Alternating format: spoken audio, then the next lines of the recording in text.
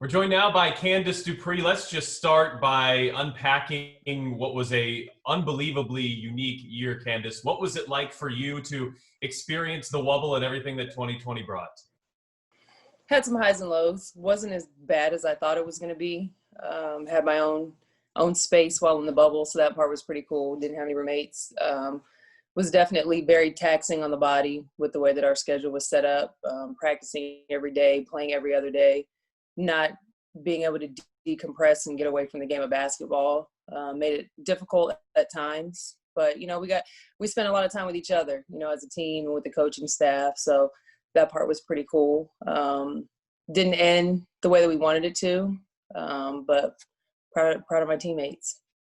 That said, it was a remarkably successful year for you. It seemed like you picked off, like always, just where you left off. We're now talking to, I think, the league's fifth all-time leading scorer, sixth in rebounds. I mean, what's it like for you to continue to climb up these charts, and with each step that you make, you get into more rarefied air?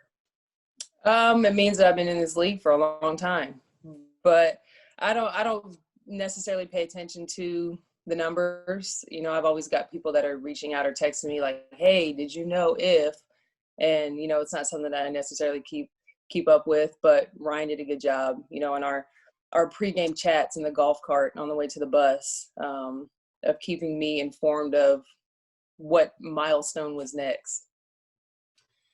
One of I think my favorite moments of the season, in fact, was late in the year against Minnesota, and you had in that building, you had Tamika, you had Sylvia, you had Rebecca, and yourself. Four of the top six all-time leading rebounders were in the same building at once. I know maybe a little bit trivial, but did you notice that? And does a moment like that seem as cool to you as it does to all of us? I actually did not notice that, but now that you said that, yeah, that's pretty cool. For all of us to be in the building at the same time. I actually didn't know that I was that high up on the list until very late in the season. So stuff like that is pretty cool. I just look to keep building on it and see how far I can climb the ladder prior to retirement. I think you understand your significance as a leader on this team and just how important you are to a team that is as young as it is. What's it like to take that role, and where do you feel like you're seeing the most growth as it relates to a lot of these younger players and hopefully taking that next step? For me, I just try to be as vocal as possible. I think my game has always spoken for itself. Trying to just direct and guide these younger players. And, we say young, but I think a good majority have had enough professional experience to where can't necessarily count them as young anymore. But it's been fun to see their growth and, to have people like Julie come in from overseas and see how well she did and make the all rookie team. And, the younger ones, some of the rookies, actual rookies this year, it was tough to come into that type of environment and to have to, showcase your talent without training camp or anything like that under a new head coach. But I think, the team is growing and hopefully, we can move in a more positive direction in the future. What was it like to watch what really seemed like a breakout year for Kelsey? To see her growth has been pretty cool. Everybody knows that she can score the ball. So, I just try and challenge her in different ways, like on the defensive end. We know you can put the ball in the basket, but let's see what you can do on the other end of the floor and how you can help this team and impact this team that way. But like I said, the entire league knows that she can put the ball in the basket. So it'll be interesting to see how she grows her game moving forward. I think she could help tremendously at the point guard position, but it's something that she has to want to do and learn to do, because that's definitely a difficult position to play at the pro level. So it'll be cool to see what she brings back. You said it earlier, you're the type of person, the type of player that likes to let her game do the talking. That said, you got, I think, a nice bit of spotlight from Holly Rowe early in the year, and obviously as you continue to move up these ranks, you'll continue to get a little bit more spotlight. Even for somebody like you, that has to feel good to get that recognition and a little notoriety like that. I guess depends on who you are. I've never been one that enjoys the spotlight. I've always flown under the radar from high school through college and even at the professional level. So, it is what it is. It's not going to change who I am as a person or change how I do my job. I've always been coached to be a pro, and that's what I've done for the last 15 years. As it relates to the racial equality, the social justice movements, that was maybe the of 2020 is just how outspoken this movement was from you to your teammates to the entire WNBA. What was it like to be a part of what felt like such a big movement and what I think certainly was many positive steps in the right direction this season? I think, it was historical. So from that standpoint, it means a lot.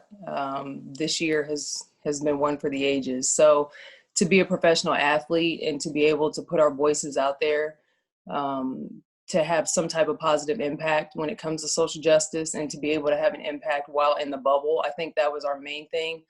A lot of players leading up to the season starting were like, okay, if we do go to this bubble, basketball is basketball, but at the end of the day, we want to be able to help in any way that we can. So, we brainstorm from the team level all the way through the league level, trying to figure out ways that we could have an impact without it just being T-shirts and social media posts. And I think, every player in the league jumped on board and did a great job of that.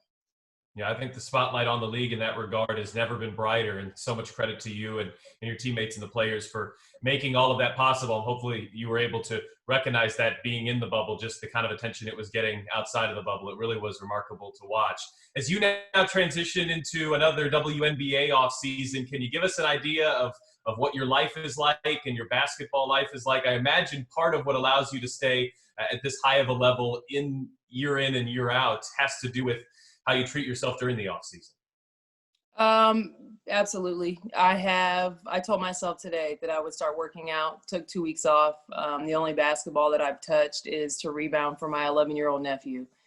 But for the most part, just a lot of time being spent with my girls, catching up on lost time with them, hanging out with my family, but nothing major, no plans to go overseas, just hanging stateside for the time being. Yeah, I assume parenthood is pretty fulfilling once you've gotten out of that bubble and that environment where had to be away a little bit more than you wanted to. Oh, for sure. I mean, it got to the point where the girls kept asking me, when are you coming home, or telling me, come home. So I think, I don't know, for some reason I go overseas and I'm away from them for like 3 or 4 months, but now they're at the age where they can recognize when I'm here and when I'm not here, and they tell you that they miss you and that they love you. It makes it that much more difficult. So the fact that I have this opportunity now to spend as much time as I can with them, it's fun. Well, maybe not quite on that same level, but the Fever fans miss seeing you in person as well this year. Any message to those fans who hopefully will be seeing in person in 2021?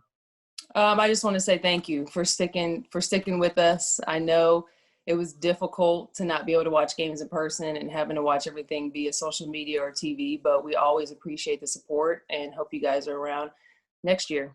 Candice, we always appreciate your time and your perspective. Thank you. Enjoy the time. No problem. And we look forward to hopefully seeing you again soon. For sure. Thank you.